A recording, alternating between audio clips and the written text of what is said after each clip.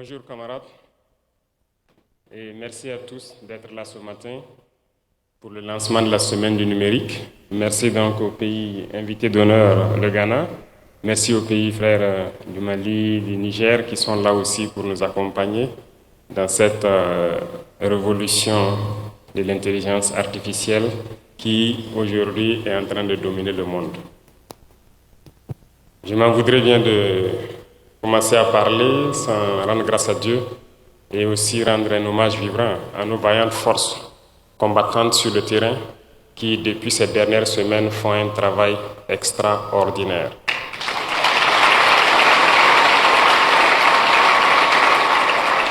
Je le dis parce que je sens de la fierté ces dernières semaines, pendant que l'ennemi croit qu'il est en train de nous faire plier, c'est en ce moment que le moral de nos hommes rebondit.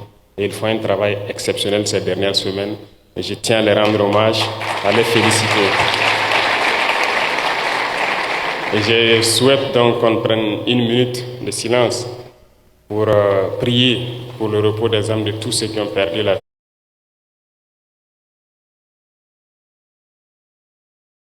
vie dans ce combat.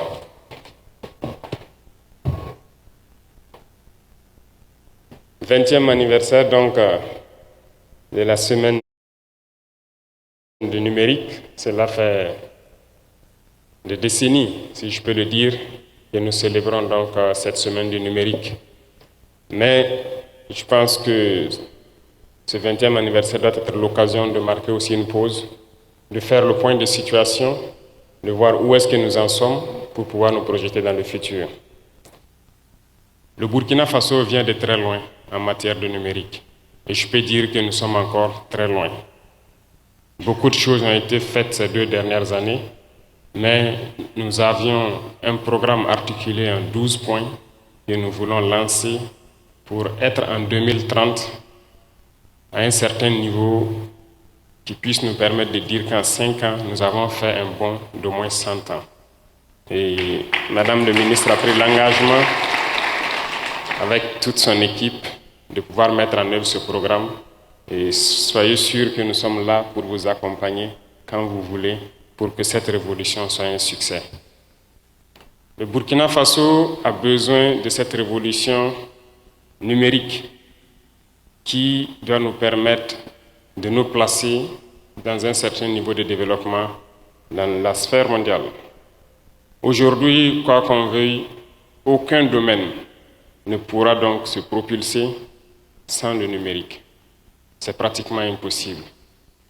Nous avions tantôt parlé de lourdeurs administratives, de tracasseries et tout ce qui va, dont sont victimes toutes les populations, toutes les couches de nos populations sont victimes de souvent certaines lenteurs au niveau de l'administration, mais seule la digitalisation, le numérique peut nous permettre de faire un bond significatif, d'offrir des services rapides et donc à moindre coût et de faire une économie d'échelle donc dans ce service pour que nous puissions avancer dans notre administration. Que ce soit le domaine de la santé, le domaine de l'éducation, de la sécurité, de la défense, tous les domaines ont besoin aujourd'hui du numérique pour pouvoir avancer.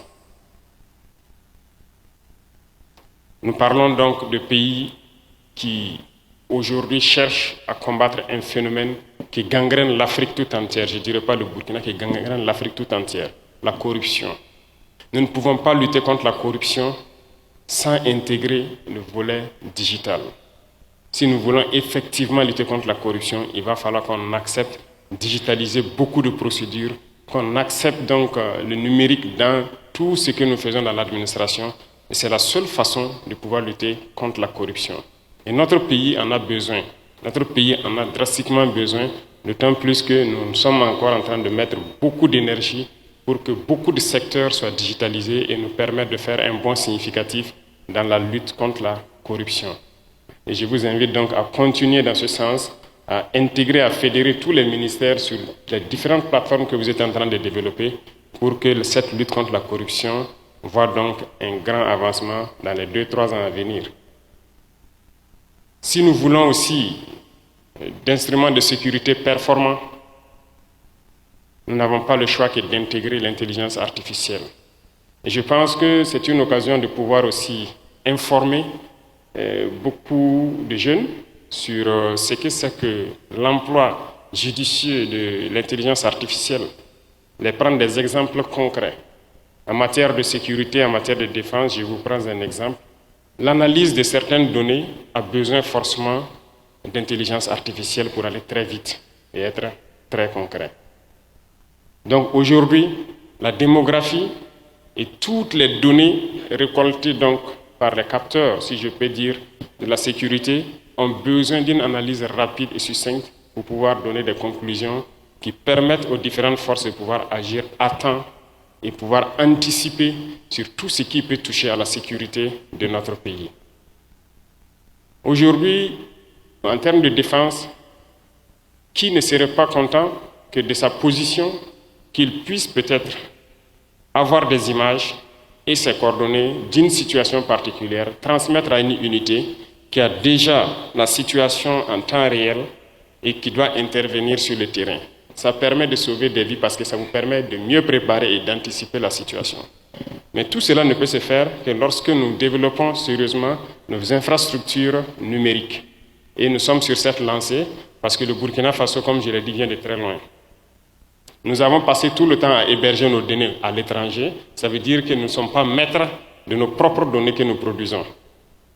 Et nous ne pouvons pas parler de souveraineté si nous n'hébergeons pas nous-mêmes nos propres données que nous produisons ici et qu'on passe le temps à aller les exposer, à les mettre chez les autres.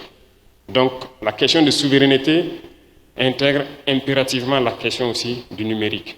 Aujourd'hui, nous sommes en train donc d'acquérir des data centers pour pouvoir, au fur et à mesure, héberger toutes nos données que nous produisons ici sur place et aussi les différentes applications que les jeunes sont en train de développer, à qui d'ailleurs je tire mon chapeau, féliciter toutes les équipes qui participent à ce combat avec nous, parce que le Burkina Faso, rien qu'hier, importait les applications élémentaires dans notre administration. Nous ne pouvons pas parler d'indépendance et de souveraineté pour peu que nous avons besoin d'une petite application pour faciliter un service. Il faut aller le payer chez ceux-là qui sont en train de nous combattre. Nos données et toutes nos actions, tous nos mouvements sont donc connus et su de tous. Aujourd'hui, nous sommes en train de développer beaucoup d'applications dans beaucoup de ministères pour pouvoir aller très vite. Quand je prends rien que le ministère de la Justice, avant il fallait quitter très loin dans son village pour trouver une ville et pouvoir faire donc son certificat de nationalité par exemple ou un casier judiciaire. Mais aujourd'hui, à travers donc la digitalisation, nos ingénieurs ont créé des applications qui permettent à tout citoyen, à partir de sa position, de pouvoir donc avoir accès à ces services-là. Ça lui fait gagner en temps, en énergie, et il n'a plus besoin de dépenser en carburant pour pouvoir se rendre avec tous les risques de la route dans une zone quelconque pour pouvoir se procurer ces documents. Ce sont des exemples concrets que nous pouvons prendre et qui nous permettent de dire que nous avons besoin d'avancer dans le numérique et pouvoir soulager nos populations et lutter efficacement contre la corruption. Ceci dit, on pourra se poser la question, comment est-ce que le Burkinabé lambda va faire pour pouvoir avoir accès à ces services, puisque tout le monde n'est pas forcément au même niveau en termes d'utilisation des téléphones ou d'ordinateurs. Mais j'ai instruit le ministère qui a déjà réfléchi à une solution qui, normalement, doit commencer à être implémentée dans quelques semaines. Nous voulons construire dans toutes les provinces et plus tard dans tous les départements des maisons des citoyens. Ce sont des maisons où des jeunes donc pourront être là, accompagnés avec tout le package numérique du Burkina Faso. Lorsqu'un citoyen a besoin d'un service, il pourra se rendre dans ces maisons des citoyens et pouvoir avoir accès à ces services-là. Donc nous n'avons oublié personne. Tout le monde sera servi et que nous puissions donc être ensemble sur le bateau et que personne ne soit à la traîne. C'est pour dire qu'il y a de vastes chantiers qui sont engagés à travers donc le ministère. Et aujourd'hui, nous recrutons 10-20 fois plus d'ingénieurs dans le domaine donc, du numérique pour pouvoir aller très vite. En plus de tout cela, la formation est essentielle. Nous sommes en train de mettre l'accent sur les différentes écoles qui forment des ingénieurs pour que nous ayons de la matière. Et c'est là que j'interpelle la jeunesse. C'est le moment pour vous de prouver que ce que les autres disent de nous, Noirs, que les prouver que tout est faux. Nous avons de l'intelligence, nous avons du cerveau capable de concevoir bien et de concevoir utile pour nos populations. Et donc j'invite tous les jeunes qui seront inscrits donc dans ces différentes écoles, qui partent pour la quête du savoir, d'ingénierie, de continuer à faire les recherches qu'il faut et développer tous les outils informatiques nécessaires dont a besoin notre pays, depuis le paysan jusqu'à l'administration, pour pouvoir donner un coup de pouce à notre quête de développement que nous sommes en train de mener. Et dans quelques semaines, s'il plaît à Dieu, nous allons lancer les travaux d'une autre académie polytechnique dans lequel donc sera intégré ce volet donc de formation sur le numérique et des ingénieurs pleins devront sortir donc de ces universités dans quelques années et pouvoir être au service donc du peuple. Aussi, bien que nous parlons des bienfaits de l'intelligence artificielle, je vous enjoins de commencer la sensibilisation également de la jeunesse sur les méfaits de l'intelligence artificielle. L'intelligence artificielle est un outil qui doit nous permettre d'avancer, mais pas un outil qui doit désorienter la jeunesse. Il faut l'employer à bon escient. Et ça, c'est un volet très important. Et je pense que par la sensibilisation, vous pourrez faire beaucoup de choses au sein de la jeunesse pour leur montrer les effets néfastes aussi de l'intelligence artificielle. Nous n'avons pas dit de l'exploiter à d'autres fins. Beaucoup aujourd'hui le font déjà pour escroquer des individus, pour passer pour autres personnes, et ainsi de suite, pour la désinformation et tout ce qui va. Il faut que ces pratiques puissent cesser, mais c'est aussi par la sensibilisation que nous pourrons y arriver. Et je compte sur la jeunesse qu'ils pourront donc tirer le meilleur profit de l'intelligence artificielle pour travailler au profit de la nation. Et quoi qu'on dise, c'est un domaine, les startups sont en train de germer un peu partout. Et ceux-là aussi doivent passer le message pour faire comprendre aux autres que c'est un domaine où l'homme peut se faire. Voilà, c'est très important. Il faut que les jeunes comprennent que créer des startups, créer des petites entreprises dans le domaine du numérique pour aider et faciliter la vie des citoyens, ça vous permet vous-même aussi de pouvoir vivre dignement au Burkina Faso. Donc j'exhorte tout un chacun à intégrer le volet donc, du numérique. Je vous encourage, vous, ministère, à pouvoir lancer tous les vastes chantiers et notre programme des 12 points, des 12 engagements que vous avez pris sur 2030, que nous puissions atteindre nos objectifs bien avant 2030. Et j'espère que c'est bien possible.